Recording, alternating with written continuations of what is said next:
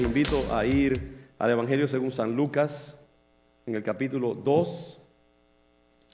Y vamos a un relato que quiero, por medio de esta lectura y de esta meditación, empatar en un sentido y sincronizarnos con la predicación del domingo pasado, donde yo hablé acerca de compromiso radical, entrega total al Señor, vida radicalmente comprometida con el reino de Dios, una entrega de todo nuestro ser al Señor, una vida que agrada al Señor, una vida donde se ha perdido todo para ganarlo todo, donde lo dejamos todo para tener todo lo de Dios en nuestros corazones. Amén. Si no lo perdemos todo, no lo podemos ganar todo. La Biblia está llena de esas imágenes de perder para ganar.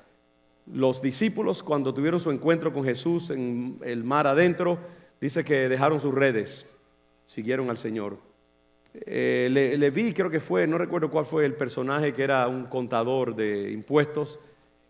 Mateo tenía otro nombre también, no me confundan. Sí, había otro nombre que tenía. Y también dejó su mesa de cambiador y se fue y siguió al Señor. El Señor le pidió al joven rico: hey, vende todo lo que posees y sígueme, y serás feliz y tendrás a Dios.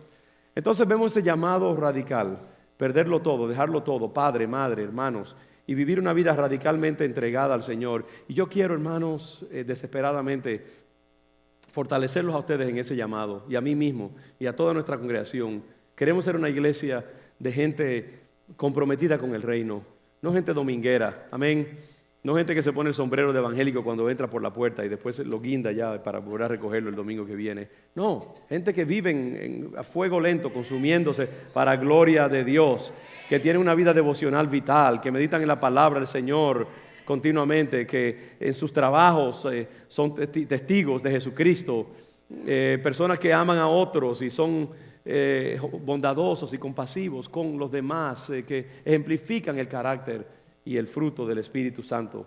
Y sí, queremos eso. Yo deseo, anhelo grandemente que en un día como hoy, con una lluviecita allí, yo no tenga que temer de cuánta gente va a llegar a la iglesia, porque yo sé que todos los que pueden van a venir. Y aunque esté nevando, van a traer un trineo o esquíes o lo que sea, pero van a llegar a la iglesia del Señor en todo lo posible. También uno tiene que ser prudente muchas veces, pero gente que su corazón es un corazón entregado, rendido al Señor. Una iglesia de discípulos que están viviendo al fuego vivo, al rojo vivo, la vida del Evangelio. Entonces hablamos acerca de todo eso, y esta tarde yo quiero hacer dos cosas por medio de este sermón. Número uno, reforzar ese llamado a un compromiso radical, a una vida radical con el Señor, por medio de esta lectura y estos personajes que aparecen acá. Número uno, continuar reforzando el sermón del domingo pasado. Y número dos, claro, también celebrar el tiempo navideño con una lectura y una meditación navideña que tiene que ver con el advenimiento de Jesús, la venida de Cristo al mundo en el tiempo que hoy celebramos y que llamamos Navidad. Lucas capítulo 2, comenzando con el versículo 21, habla acerca de que cuando el Señor cumplió los 8 días de nacimiento, que era lo que la costumbre, la ley decía que a los 8 días un niño era presentado en el templo para ser circuncidado. Pues los padres de Jesús obedientemente, fíjese algo bien interesante aquí, que el Señor no vino a abrogar la ley, el Señor no vino a deshacer. Él dice que Él vino a cumplir la ley más bien y a interpretarla correctamente. Y vemos aquí que los padres de Jesús, en obediencia al Antiguo Testamento, que eran las escrituras que ellos tenían, trajeron a Jesús al 8º día para circuncidarlo.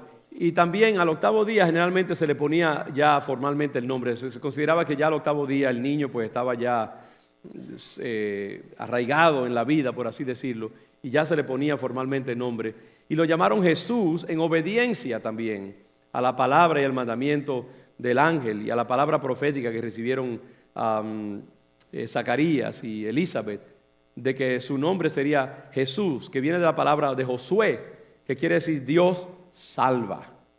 En la naturaleza misma y en el nombre mismo de Jesús había esta idea de ser el Salvador del mundo. Y por eso se le puso el nombre, porque en el Antiguo Testamento, en el Nuevo Testamento, el nombre de una persona como que encarnaba la naturaleza, las aspiraciones proféticas de los padres que nombraban a ese niño. Entonces fue llamado Jehová, Yahvé salva. Jesús es el contenido de ese nombre. Y le pusieron por nombre Jesús, el cual le había sido puesto por el ángel antes que fuese concebido. Y cuando se cumplieron los días de la purificación de ellos, porque de nuevo también en la ley decía que una mujer después de dar a luz tenía que estar cierto tiempo en reposo y en separación hasta cumplirse la purificación de ella, larga historia allí, pero ellos obedecieron a ese mandamiento también porque era lo que conocían en ese momento, era la ley, era las escrituras que ellos entendían. Y entonces María, su esposo, van allí cuando se cumplen esos días, conforme a la ley de Moisés, y trajeron al Señor a Jerusalén, trajeron a Jesús para presentarlo al Señor, como está escrito en la ley, que todo varón primogénito que abre la matriz sería llamado santo al Señor. Eso también el Señor lo dijo cuando los judíos iban a salir de Egipto, que todo varón primogénito debía ser consagrado al Señor. Y así pues ellos vinieron y presentaron a Jesús en esa caridad. Y también vinieron para ofrecer, conforme a lo que se dice en la ley del Señor, un par de tórtolas o 2 palominos. Interesante detalle allí. Sabe que para la gente pobre no había que traer, no se esperaba que trajeran, por ejemplo, un cordero. La gente más pudiente traía un cordero. Pero para la gente que no tenía muchos medios, en ese rito en particular, pues se permitía que trajeran unas tórtolas, unos palominos, lo cual ya indica algo acerca del estatus socioeconómico de José y de María. No eran gente que estaban en miseria, no estaban, digamos, homeless, indigentes, como lo estuvieron cuando vinieron Jesús nació en un pesebre porque no hubo lugar, no, estaba todo lleno, era el tiempo del empadronamiento, pero ellos posiblemente hubieran podido pagar un hotelito si hubiera habido. No eran ricos, evidentemente eran de la clase trabajadora, y por eso su ofrenda fue una ofrenda modesta, una tórtola, un par de tórtolas o 2 palominos. Pero aquí entramos ahora en materia. Yo quiero que ustedes vean a estos personajes maravillosos que acompañan este relato, Simeón y Ana. Dice que ya aquí había en Jerusalén un hombre llamado Simeón. Y este hombre justo y piadoso, recuerden esas palabras, justo y piadoso, esperaba la consolación de Israel. Aquí hay unas características acerca de este hombre. Justo, piadoso, esperaba la consolación de Israel y algo muy bello, muy importante. Dice que el Espíritu Santo estaba sobre él. Wow. Y le había sido revelado por el Espíritu Santo que no vería la muerte antes que viese al ungido del Señor. Y movido por el Espíritu, 3 veces el Espíritu acompañando la vida de este hombre maravilloso. Está sobre él, le revela algo muy poderoso y lo mueve para que venga al templo. Movido por el Espíritu Santo vino al templo. Y cuando los padres del niño Jesús lo trajeron al templo para hacer por él conforme al rito de la ley, Simeón, este hombre anciano, entrado en años, toma al bebé, al niño Jesús en sus brazos y bendijo a Dios diciendo, y esto es una profecía lo que él está también diciendo aquí, y muy revelador del carácter de Simeón, que yo quiero que también veamos algo de su psicología, que nosotros también debemos imitar. Dice, ahora, Señor, despides a tu siervo en paz. Note algo bien interesante, es que él habla en el futuro. Él no está hablando el imperativo, despide a tu siervo. No, ahora, Señor, tú estás despidiendo. Ahora tú despides. Nunc dimittis en el latín. Solo quería decir eso ahí para que piense que soy erudito. Nunc dimittis. Ahora despides a tu siervo en paz, conforme a tu palabra. Porque han visto mis ojos tu salvación, la cual has preparado en presencia de todos los pueblos. Note dónde está la mente de Simeón al decir estas cosas. Y vamos a tratar eso un poquito más adelante. Él es luz para revelación a los gentiles y gloria de tu pueblo Israel. Y José y su madre estaban maravillados, asombrados de todo lo que se decía de él en ese momento. Y los bendijo Simeón y dijo a su madre María, he aquí, lo que a veces puede ser la palabra profética, a veces puede ser un poquito chocante. Y él le dice a María, he aquí este. Wow. Ese no es un este despreciativo, es un este de misterio. Este ser humano, este personaje que yo acabo de tomar en mis brazos, está puesto para caída y para el levantamiento de muchos en Israel. Antes que se me olvide, ¿sabe usted que cuando el Espíritu Santo se está moviendo poderosamente en un ambiente, en una vida, suceden cosas peligrosas? El Espíritu Santo es peligroso. Cuando el Espíritu Santo está moviéndose en un ambiente, será mejor que estemos de puntillitas, porque el Espíritu Santo tiene también sus lados. Aquí dice que ese Jesús está puesto para caída y para levantamiento de muchos. Hay mucha gente que quiere como sanitar a Jesús, convertirlo en un corderito manso, en algo que podemos consumir, un muñequito que podemos llevarnos en la cartera. El Señor es siniestro, el Señor divide, el Señor crea peligros. Muchos caen delante de Él y otros se levantan. Hay división. El Señor dijo que Él vino a dividir. Mucha gente dice, no, solamente queremos que Jesús lo acepta todo. Jesús lo ama a todo y no. No, el Señor divide. El Señor separa lo bueno de lo malo, lo verdadero de lo falso. Y él dice, Él ha venido para caída de muchos y para levantamiento también de otros. Y para señal que será contradicha. En otras palabras, lo que Él es, esa señal que constituye, muchos no van a creer en ella y van a pelear contra ella y la van a negar y la van a contradecir y no la van a aceptar hasta el punto de que una espada traspasará tu misma alma. ¿Por qué? Porque ella vería a su hijo morir, ella vería a su hijo crucificado, ella vería a su hijo experimentando la agonía más grande que un ser humano y la humillación más terrible que un ser humano podría experimentar, ver a su propio hijo siendo torturado hasta la muerte misma. Una espada traspasará tu misma alma. No le dijo qué era lo que iba a pasar, pero en el espíritu él quizás vio lo que iba a sucederle a ese niño. Para que sean revelados los pensamientos de muchos corazones. El Señor saca la luz. La palabra de Dios dice que es como espada de dos filos, que penetra hasta dividir los pensamientos y las intenciones del corazón y penetra hasta el tuétano, dice, hasta los huesos, y no hay nada que permanezca escondido delante de ella. Y Cristo tiene esa virtud, tiene ese poder de hacer que salgan todas las alimañas y todos los insectos malos a la luz, porque Él tiene ese poder de inquietar y de dividir para que sean revelados los pensamientos de muchos corazones. Entonces vemos a Simeón, se nos da un perfil allí implícito del carácter de Simeón. Dice, pero también estaba allí Ana, profetisa, hija de Fanuel, de la tribu de Aser, de edad muy avanzada. Yo creo que Dios quería que en ese evento tan importante, donde ese hijo suyo iba a ser presentado, formalmente bendecido delante de Dios e iniciado en su ministerio por medio de esta palabra profética, que hubiera allí un representante de Adán y un representante de Eva. Así yo lo creo.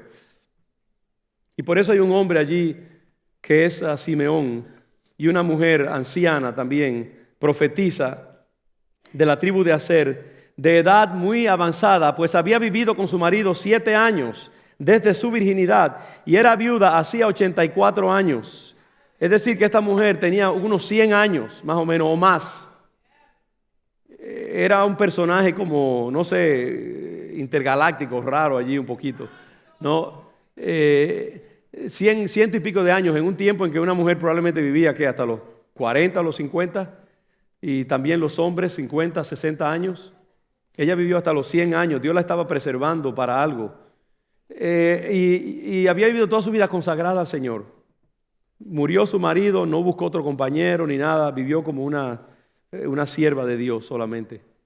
Y no se apartaba del templo sirviendo de noche y de día con ayunos y oraciones. Ahí usted tiene el perfil de esta mujer radicalmente comprometida con el reino de Dios. Y esta, presentándose en la misma hora, daba gracias a Dios y hablaba del niño a todos los que esperaban la redención en Jerusalén. Dos personajes radicalmente comprometidos con el reino de Dios que comparecen en un momento importante de la vida y el ministerio de Jesucristo. Y estos dos personajes, como digo, están alimentados, gobernados, dirigidos por el Espíritu Santo. Ana es una profetisa. Usted no puede ser una profetisa. Usted no puede profetizar si no está lleno del Espíritu Santo. Si el Espíritu de Dios no se revela periódicamente a través de usted y en usted. Es una mujer llena del Espíritu Santo. Simeón vive en el Espíritu Santo, se mueve proféticamente. Dios le habla y le ha dado una revelación portentosa. El Espíritu Santo no es nada nuevo en la Biblia, hermanos. No es como que vino el día de Pentecostés y entonces el Espíritu Santo se registra en la historia de la humanidad. El Espíritu Santo ha estado en el universo desde la creación misma. Dice la Biblia que el Espíritu de Dios se posaba sobre las aguas y fue el que creó todo lo que existe.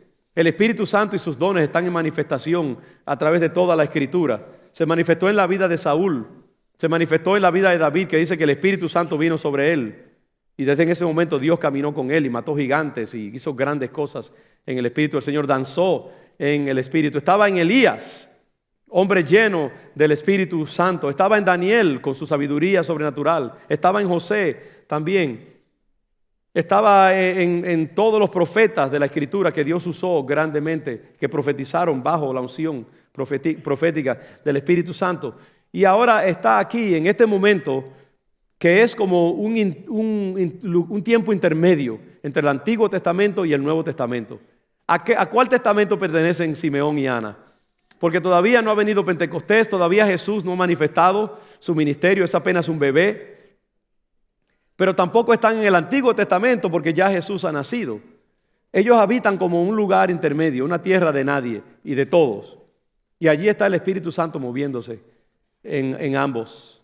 Son gente del Espíritu. Y Lucas es un escritor que se especializa en hablar acerca del Espíritu Santo. ¿Cuántos saben que Lucas escribió el libro de los Hechos? ¿Verdad que sí? El libro de los Hechos del Espíritu Santo, donde se registra todo lo que tiene que ver con el Espíritu Santo y su rol en la iniciación de la iglesia. Entonces vemos este asunto de que el Espíritu Santo está allí presente en la vida y en el ministerio de Jesús. El Señor mismo se sujetó a esa ley de que todo mover de Dios, todo ministerio tiene que estar animado y fortalecido por el Espíritu Santo. Y nosotros queremos señalar esto porque queremos animarte a ti y yo a mí mismo a vivir en esa vida llena del Espíritu Santo, hermanos. No es solamente la vida de venir y cantar y alabar, no, es la vida también de buscar esa llenura, en nuestra vida cada día. ¿Ok? Tú tienes que estar ahí ardiendo por el Señor. Y ojalá que yo tenga ocasión, un momento para hablar acerca de cómo vivir esa vida llena del Espíritu Santo. Pero el Señor mismo vivió en esa llenura del Espíritu. Cuando vemos aquí en su niñez, en su infancia, el Espíritu Santo moviéndose. Cuando es bautizado, el Espíritu Santo parece como una paloma, en forma de paloma, bendiciéndolo y bautizándolo. El Espíritu Santo lo toma después de eso y lo lleva al desierto para ser probado y para entrar en acción contra Satanás mismo. Juan el Bautista dice que él bautizará con fuego y con el Espíritu Santo. Él es el especialista en bautizar con el Espíritu Santo. Entonces vemos que el Señor mismo se rigió por esa ley de que todo mover de Dios, todo ministerio, toda vida en el Espíritu tiene que estar bautizada, llena, saturada del Espíritu Santo. Y nosotros tenemos que hacer lo mismo, hermanos. Y eso no es necesariamente automático para todo creyente. Tiene que haber un momento en que tú, después de tu conversión a Jesús, le pidas que te llene con el Espíritu Santo y tú tienes que buscar eso. No solo una vez, por lo menos hay una hermana aquí que está de acuerdo conmigo.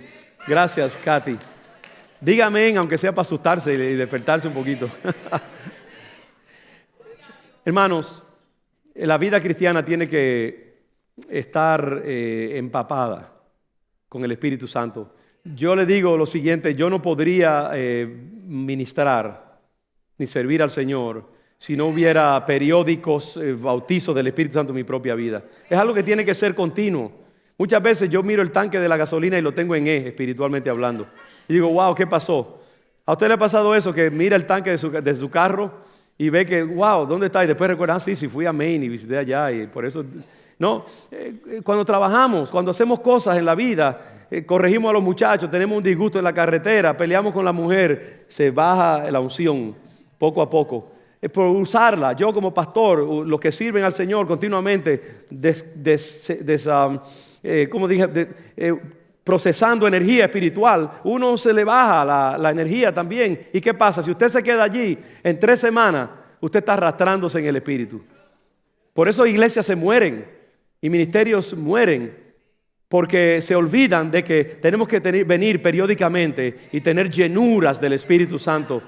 Porque es que no podemos movernos sin ese poder del Espíritu. Como les digo, uno es pastor, hermanos, y es el primero que tiene que sujetarse a esa ley. Uno diría, no, el pastor no necesita estar con eso de buscar, porque cuando lee la Biblia y prepara un sermón, cuando está en la iglesia varias veces en la semana, eso es automático. No. Tiene que haber esos momentos íntimos y personales en que tú te apartas de tu rol ministerial y vienes como un hombre común y corriente, sediento y necesitado de la presencia de Dios en tu vida. Y Simeón, María, todos estos seres que vemos, Ana, ejemplifican esa hambre, esa llenura del Espíritu de Dios. Y usted ve que eran gente humilde, era gente sencilla. No tenían grandes estudios, no tenían un pedigrí teológico, no eran gente altamente estudiada, no eran personas de mucha alcurnia ni de mucho dinero.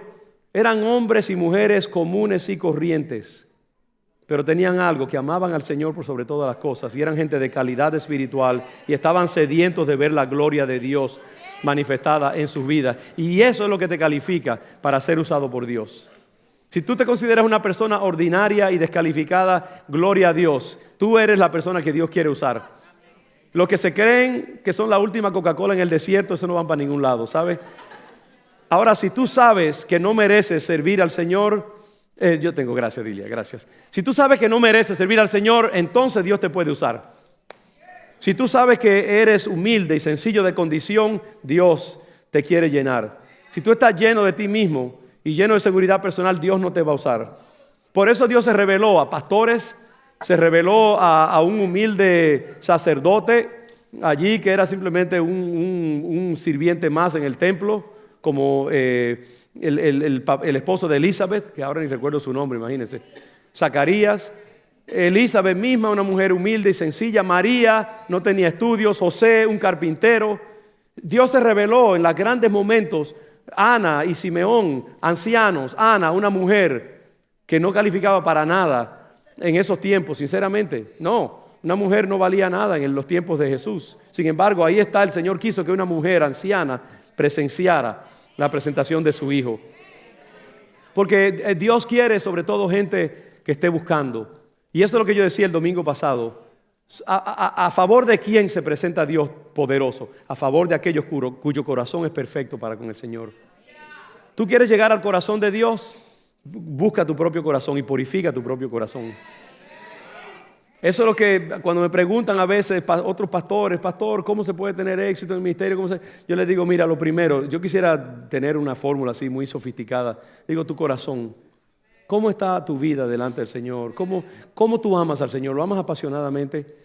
¿Estás dejando que Dios trate contigo y te vaya trabajando? ¿Estás siendo honesto y transparente con Dios? ¿Lo amas con pasión? Porque cuando Dios ve un corazón así, el Señor quiere tocar esa guitarra. El Señor quiere tocar ese instrumento. El Señor quiere hacer algo con esos corazones. Cuando Él fue a escoger un sustituto para Saúl, no buscó entre los grandes y poderosos hijos de Isaí. Cada uno de ellos un gran guerrero, hermosos de apariencia. Buscó un pequeño muchachito lleno del Espíritu, cuyo corazón era conforme al corazón de Dios, metido allá entre las ovejas, y lo trajo ante su presencia y lo ungió y lo llenó para ser su rey escogido, de donde vino su hijo Jesús cientos y cientos de años después. Porque Dios busca el corazón.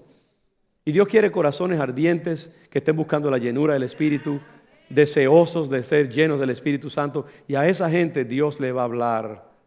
Y Dios va a hacer cosas a través de ellos. Por eso yo quiero, hermano, decirles, seamos como Simeón, lleno del Espíritu. Simeón ha vivido toda su vida bajo una palabra profética que me imagino que le tomó años y años y décadas para realizarse.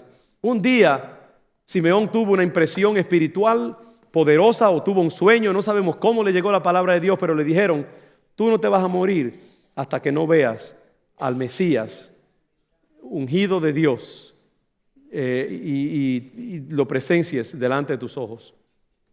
Y Simeón vivió con esa palabra y aquí vemos esa palabra realizada. Y yo me preguntaba mientras meditaba en esta escritura, ¿qué habrá sentido Simeón durante todos esos años acerca de esa palabra que él recibió? Yo sospecho que en muchas ocasiones él dudó de ella y pensó, no, eso fue simplemente todos esos pasteles que yo me comí esa noche que tuve ese sueño. No, eso es mi ego jugando conmigo, creyendo que yo voy a ver algo tan poderoso y tan portentoso como la venida del ungido de Dios. En otras ocasiones quizás se sintió lleno de fe, dijo, sí, eso es cierto, lo que yo presencié y sentí es verdadero. Vivió en esa lucha. Y una de las cosas que este pasaje evocó en mi persona es esa idea de cuando Dios nos dice algo y cuando nosotros estamos preñados con una palabra de Dios, con una visión de Dios, con algo que Dios nos ha dicho, mira, yo voy a hacer algo a través de tu vida. Y pasan los años y eso no se realiza, pero uno sigue luchando con ello y creyéndolo. Como dice en Hebreos 11, léase acerca de los grandes héroes de la fe, a los cuales yo aludí el domingo pasado. Mucha esa gente, Dios les dijo cosas que ellos no vieron en su propia vida y murieron, dice, saludándola, la visión y celebrándola en fe, porque estaba reservada para que otros la disfrutaran.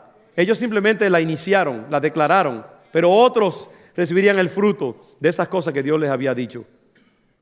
Y yo veo aquí en ese pasaje todo eso. Dios le habla a María y le habla acerca de este hijo que ha de nacer, que es un ser sagrado, pero no le dice todo acerca, no le dice en realidad que este es Dios mismo, en cuerpo de hombre, perfecto Dios, perfecto hombre. Esas ideas, esas verdades teológicas las desarrolló la iglesia siglos después, hermanos, a través del desarrollo de su teología.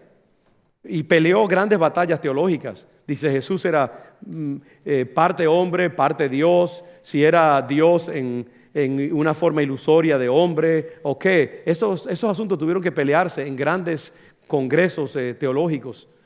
María no sabía nada de eso. Ella sabía que este ser venía de Dios, que Dios se había posado sobre ella y que ese ser santo que habría de nacer era algo especial. Pero ella no tenía todos los elementos acerca de quién era este ser. Usted la ve asombrada aquí de lo que dicen de él. Lo que Simeón dice que estaban asombrados, no podían creer. Wow, ¿qué es lo que están diciendo de mi hijo? Yo no entiendo esto. María guardaba muchas cosas en su corazón. Cuando vio a Jesús dialogando con los doctores de la ley, se sorprendió. Ella era una madre humilde, que esas cosas eran demasiado profundas para ella. Ella sabía que Dios la había usado para algo, pero esa revelación se estaba como desarrollando en el curso de los años. Y ella tuvo que vivir con ese incógnito, esa lucha interna de qué era lo que ella había dado a luz. Y yo me pregunto acerca de Jesús también. Le voy a decir mi teoría, usted no tiene que creerla. Pero yo no creo que Jesús a los 7 años, a los 5 años sabía que Él era Dios mismo y que Él había nacido para la salvación de la humanidad. Usted puede discrepar. Él sabía que había algo especial en Él y que Dios lo había llamado y que Él estaba separado. Él tenía una identidad que Él entendía y Él sabía que venía de Dios.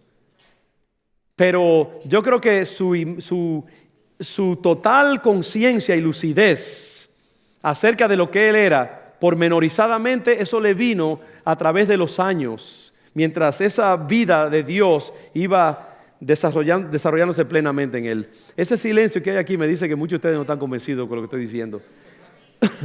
Pero hermanos, así es que yo he visto siempre el mover profético de Dios en nuestras vidas. Donde Dios nos dice cosas y entendemos parte de ellas solamente, pero no lo entendemos todo. Muchos de los profetas en el Antiguo Testamento dijeron cosas que ellos ni siquiera sabían lo que estaban diciendo. Eso si ustedes me lo creen. Hay muchas cosas que ellos profetizaron que eran profecías que estaban selladas y cerradas hasta el cumplimiento de los tiempos. Ellos dijeron muchas cosas y las dijeron en el Espíritu y eran simplemente portadores de verdades. Pero esas verdades estaban siendo lanzadas al tiempo y el espacio. para ser desarrolladas mucho tiempo después. Y yo digo que así mismo en nuestra vida de fe también, cuando Dios nos habla, cuando Dios nos dice algo, cuando Dios nos habla proféticamente muchas veces, se va a tomar tiempo. Y uno no sabe si es de nosotros, si es nuestra carne, si es el Espíritu Santo, pero Dios se goza en esa lucha interna. Y yo lo que quiero decirte es que si Dios te ha dicho algo en tu vida, si Dios ha profetizado algo en tu vida, y tú sabes que, y tú crees que viene de Dios, recíbelo, santifícalo dentro de ti, atorníllalo para que no se te vaya, y aprende a vivir en la agonía de esa realización hasta que Dios la cumpla completamente en tu vida. Déjate guiar por ella. Se me ha olvidado que alguien me dio un poquito de té acá, aquí lo tengo. Tenemos que aprender a vivir, hermanos, en esa agonía del Espíritu. ¿Sabe por qué hay mucha gente aplatanada en el reino de Dios? Porque se han acostumbrado a vivir por emociones. Cuando están calientes, nadie se los gana. Cuando se sienten un poquito dudosos, dejan de venir a la iglesia o se quedan durmiendo en la casa. No, usted tiene que creer. Dios lo ha dicho, usted lo obedece y usted lo ejecuta y usted se mueve en esa seguridad. Si Dios lo dijo, no importa cómo yo me sienta, yo voy a seguir viviendo en ello. Y a veces la palabra profética de Dios se toma años en cumplirse. Se toma mucho tiempo, pero se cumple al dedillo. Y tenemos que aprender a obedecer esa palabra, hermanos, a vivir en ella. Yo les puedo decir que ninguna palabra que Dios me ha dado en mi vida y que yo he creído que viene de Dios ha caído a tierra. Cuando yo me la he agarrado y me he mantenido en ella, Dios siempre la ha cumplido. Y tenemos que mantenernos así. Cuando Dios te ha hablado algo, hay tanta gente que Dios les ha hablado acerca de un ministerio, un llamado profético, un ministerio de pastoral o de consejería o de composición o artístico, lo que sea. Tú lo recibiste, estás preñado, vive en eso hasta que tú veas la realización plena, como Simeón al final de su vida. Y cada día échale agua a esa matita y manténla viva por disciplina. Estudia, haz todo lo posible porque esa palabra, haz lo que esté de tu parte para la realización de esa palabra. Porque ese don de Dios que está en ti, tú tienes que abanicarlo. ¿Qué le dice Pablo a Timoteo? Te aconsejo que avives el fuego del don de Dios que está en ti por medio de la imposición de mis manos. En otras palabras, Timoteo estaba preñado con la imposición de manos profética que Pablo puso en su vida. Y el don de Dios estaba latiendo dentro de él. Había una parte que él tenía que hacer. Tenía que abanicar. Es fan into flame. Cuando usted coge un abanico y sopla una brasa para que cobre vida. Eso es lo que Pablo le dice a Timoteo. Cuando Dios te da algo y te dice algo, aguántalo en tu corazón y en tu espíritu hasta que tú lo veas realizado. Y entonces haz todo lo posible que esté en tus manos para hacer tu parte, para que llegue a su lugar. Dios me ha dicho cosas que todavía no las he visto en 30 años desde que yo, es más, no, voy a decir 55 años desde que yo las percibí cuando era niño. Y todavía no se han cumplido.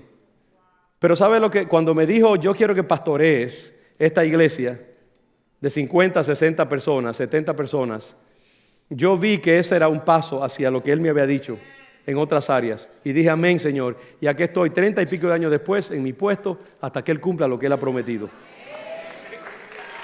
Y aquí estoy, haciendo mi parte, haciendo lo mejor que puedo con este pedacito de la viña del Señor. Y si se realiza, gloria a Dios. Si no, me pegué de la lotería de todas maneras. Ha sido un gran viaje. Y le doy gracias, Señor, por todo lo bueno que Él me ha permitido hacer.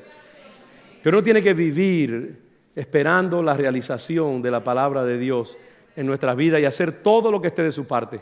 Ahora mismo yo tengo que hacer todo lo que esté de mi parte, desempeñando mi labor bien y aprendiendo cosas y preparando mi corazón y mi espíritu. Y tú tienes que hacer lo mismo en tu propia vida.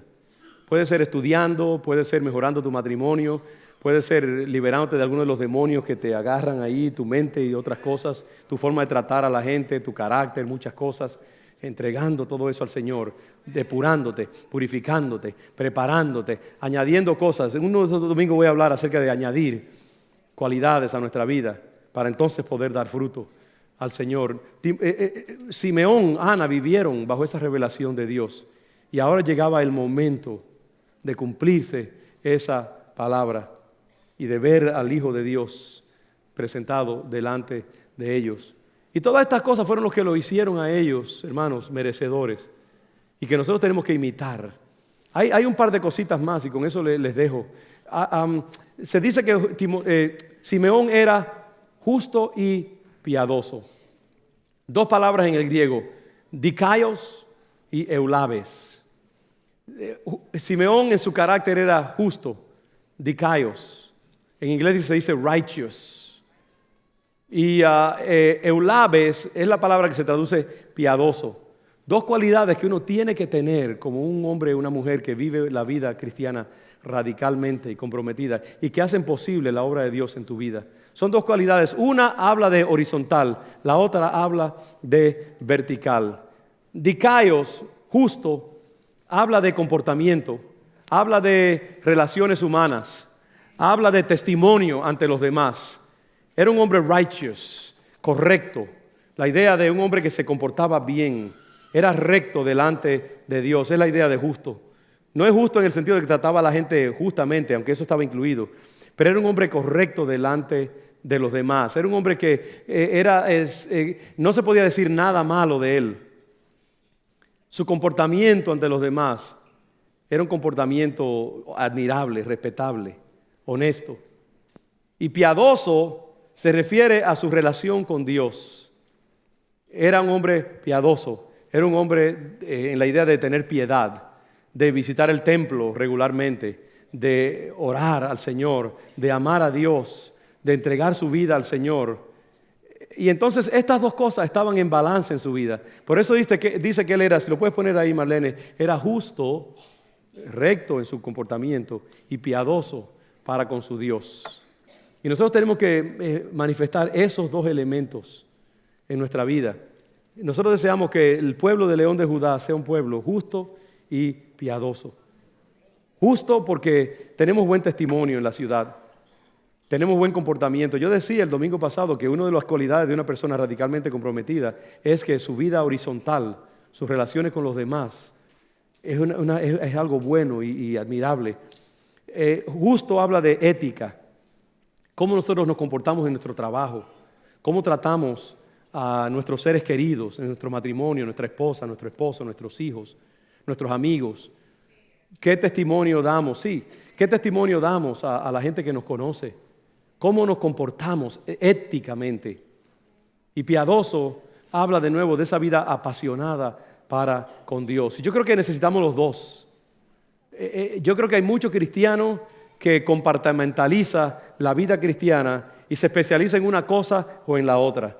Yo conozco mucha gente muy piadosa, están llenos del Espíritu Santo, hablan en lengua más que cualquier otra persona en el mundo, conocen la Biblia de cabo a rabo y citan versículos a más no poder, diezman, sirven en la iglesia, todo, son piadosos. Pero ya usted sabe, mire cómo trata a su esposo o a su esposa, a sus hijos. ¿Cómo se comporta en el trabajo? ¿Qué testimonio tiene? ¿Cómo se comporta en la carretera? Un desastre. ¿Cuáles son sus prácticas en su negocio y con los demás? Entonces, yo digo, no. Por otro lado, hay personas que son muy correctas y se portan bien y hacen una cantidad de cosas, pero no tienen esa pasión para con Dios. No buscan esa llenura del Espíritu Santo. No están clamando delante de Dios, no son adoradores, no se meten de lleno en la búsqueda de la palabra del Señor. Y entonces están con una rueda desafada, ¿no? Y necesitamos las dos cosas, hermanos. Un hombre, una mujer verdaderamente usada por Dios es una persona en la cual el Evangelio se ha metido por los poros y hasta los tuétanos mismos de su vida. No tiene ni siquiera que pensar que es evangélico. Porque la identidad de un rey, de un siervo de Dios está metida dentro de ellos subconscientemente, hermanos. Su forma de hablar, de pensar, las estructuras mismas, su neurología misma ha sido cambiada a fuerza de estar compenetrados con la palabra y los principios del reino de Dios. Porque las dos cosas están unidas. Simeón ejemplificaba esta llenura del Espíritu Santo, justicia con los demás, piedad y pasión para con Dios. Firmeza, fidelidad en la palabra recibida. Y nosotros tenemos que hacer lo mismo. Ana era igual. Ana, esta mujer maravillosa, una anciana ya de 100 años. ¿Cómo habrá llegado esa mujer al templo? Cada vez que llegaba, dice que vivía metida en el templo. Desde su juventud había decidido, ¿sabes qué? No, ya yo no me voy. Quedé viuda, nada, que otras busquen por allí esposos.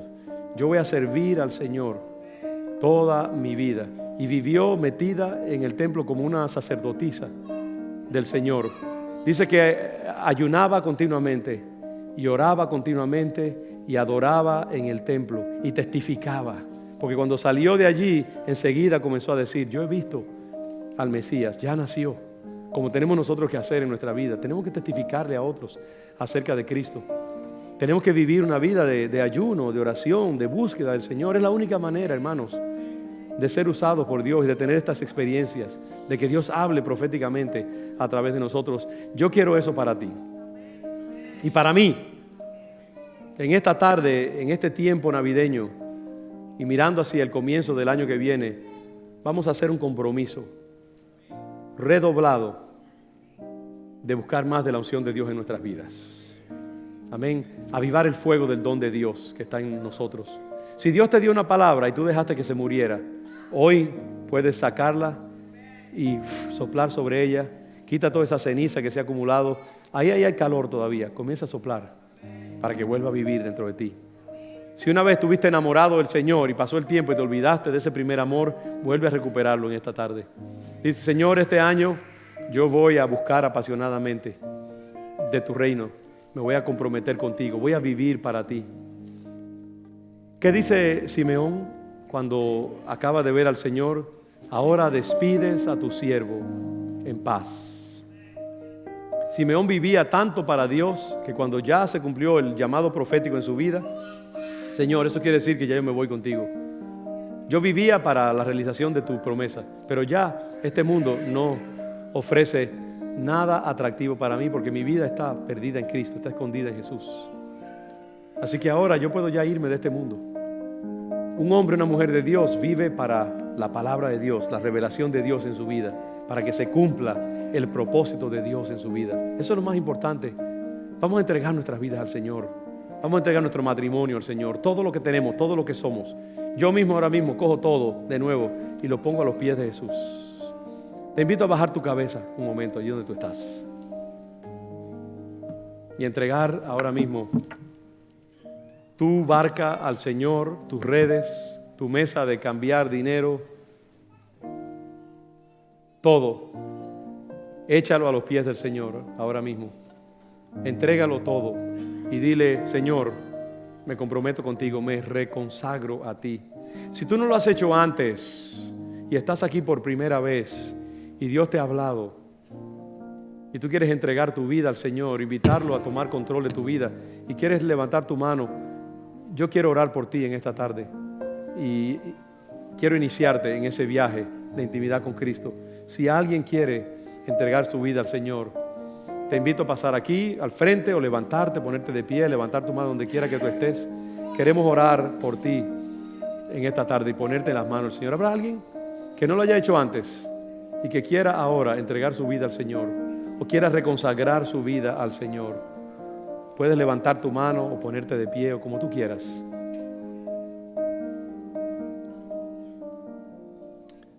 Señor, te adoramos, te bendecimos. Te damos gracias por tu presencia, Padre. Queremos consagrar nuestra vida, consagramos nuestras vidas a ti, Señor. Entregamos nuestra vida a ti, Padre, en el nombre de Jesús. Amén. ¿Alguien? No sé si, ¿dónde es? ¿Aquí arriba? ¿Alguien levantó su mano? ¿Dónde fue, Ángela? Ok, acá, ok, esta hermana que está acá. Dios te bendiga. Amén. Te bendecimos, declaramos la gracia del Señor sobre ti. Ahora mismo invita a Cristo a entrar a tu corazón. Dile: Señor, me reconsagro a ti o abro mi vida por primera vez a ti y me entrego. Tú eres mi Señor, tú eres mi dueño, tú eres mi Dios. Toma control de mi vida. Me consagro a ti, mi Salvador, mi Señor, mi Rey. Tú naces dentro de mí en esta tarde. Recíbelo allí, marca esta fecha, escríbela en tu Biblia o en algún lugar. Recuerda este momento porque Dios lo está registrando y tú estás siendo presentada como Cristo fue presentado ante el sacerdote en el templo. Así ahora mismo tu alma está presentada delante de Dios. Y si hay alguien más, queremos orar por ti. Dios te bendiga, joven, aquí también. Y lo mismo decimos para ti. Entrega esa vida al Señor. Abre tu corazón a Él ahora mismo. Di: Señor, te recibo, te recibo, te recibo dentro de mí. Tú eres mi Dios. Te recibo como mi Salvador, mi dueño. Y te invito a reinar en mi vida. Perdona mis pecados y hazme una hija tuya. Y lo declaramos así, en el nombre del Señor, para gloria del Señor. ¿Hay alguien más? ¿Hay alguien más? Este es el momento, no te vayas. El Señor es poderoso para escuchar tu petición ahora mismo y decir sí. Si hay alguien más que tiene esa inquietud, no te vayas sin hacer eso en esta tarde. Queremos bendecirte y orar por ti. Gloria a Dios. Y nosotros que estamos acá, que conocemos ya al Señor, ahí entregamos de nuevo nuestra vida, nos reconsagramos. Yo me reconsagro esta tarde a mi ministerio, me reconsagro a mi deseo de servir al Señor como Él necesita ser servido, y le entrego esta iglesia al Señor y nos reconsagramos. Este año 2017 va a ser un año maravilloso, un año poderoso, y queremos entrar a ese año preparados. Queremos entrar ese año con las pilas nuevas. Amén. No son pilas renovadas, no, son pilas nuevas. Amén. Y vamos a hacer grandes cosas en el nombre del Señor. Vamos a derribar gigantes. Vamos a derrotar ejércitos en el nombre del Señor. Vamos a traer almas al conocimiento de Jesús. Vamos a ser mejor conocidos para gloria de Dios que nunca, como un pueblo consagrado y entregado y ungido del Señor. Amén. Vamos a servir el reino de Dios. Vamos a darle al Señor. Vamos a vivir ardiendo para Dios. Corazones fervientes para el Señor. No corazones a medias, sino corazones totalmente entregados a los propósitos de Dios. Comprométete con el Señor. Entrégale todo, conságralo todo, séllalo todo para Dios. Tu hogar, tu matrimonio, tu juventud, tus estudios, tu dinero, tu tiempo, tus energías, tu cuerpo, todo para el Señor, para el Señor, para el Señor, para el reino de Dios. Así viviremos, Padre. No queremos nada diferente excepto tu gloria completa, Señor. Hasta que tú estés contento con nosotros, Padre. Ayúdanos a hacer proezas en tu nombre y para tu gloria. Gracias, Señor, en el nombre de Jesús. En el nombre de Jesús. Amén y amén. Gloria a Dios. Amén.